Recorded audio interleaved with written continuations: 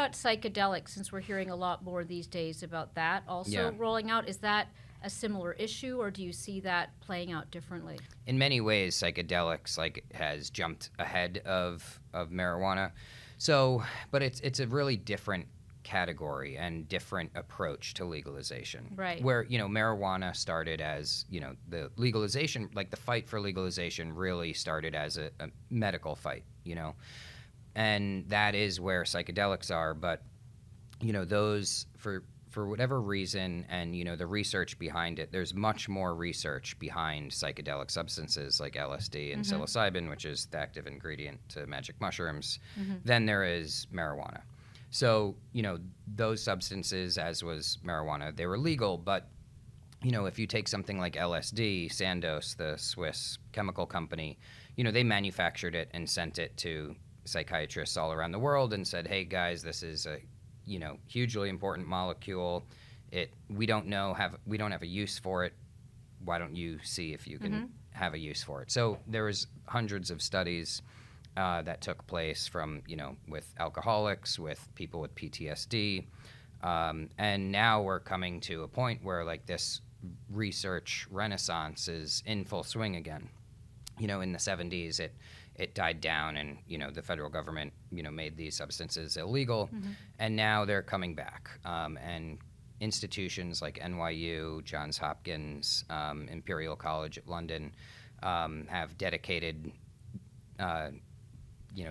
departments to look into this. So now there are companies that are trying to bring to market a FDA approved medicine. Yeah, so, often for depression or people facing end of life. I know there was a study at NYU about that. When we look at so if that rolls out, you think it'll roll out in a different way? It won't be the same conversation around what we're talking about with pot, widespread distribution, a profit incentive, basically changing the taxation system. It'll probably be administered through, you think, basically big pharma or the equivalent? Yeah, or startup pharma companies. Right. But there are multiple companies, and I think it's really thought that MDMA, Molly, but MDMA-assisted psychotherapy and psilocybin-assisted psychotherapy, it is thought in 5 years this is going to be a thing. There are already clinics for ketamine. Ketamine is legal. It's a anesthetic for pets and children because it's safe in terms of you basically can't OD and die on ketamine, right? So there are already clinics that have said, look, here's a legal molecule. It's essentially a psychedelic. It's really not. It's technically not. It's a dissociative anesthetic, but it triggers similar effects in your brain.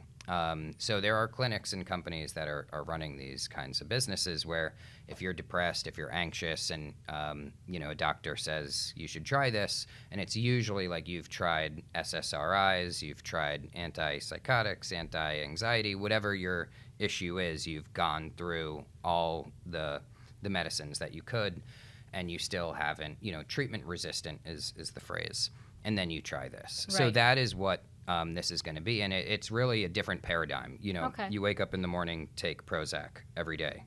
This is not that. You might do it once a year.